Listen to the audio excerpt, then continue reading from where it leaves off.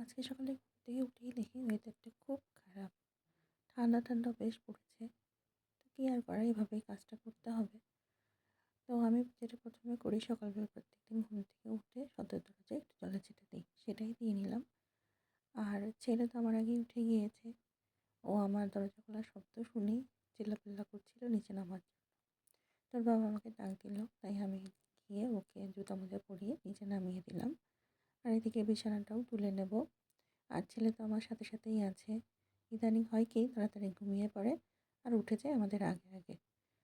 তো বিছানাটা তুলে নিয়েছি। এবার যেটা থাকে, রাত্রেবেলা লিভিং রুমে থাকি, যখন টিভি টিভি দেখি কম্বল টম্বল গায়ে দেওয়া হয়। তো রাত্রেবেলা অনেক সময় আছে গোছানো হয় না, সকালের জন্য ফেলে রাখা হয়।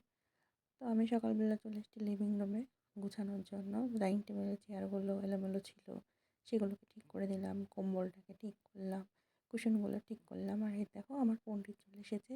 আমাদের ওয়েবসাইট টেবিলের যে ড্রয়ার আছে সেখানে যে আমার চশমার বক্সগুলো থাকে, সেইটা নিয়ে আসতে।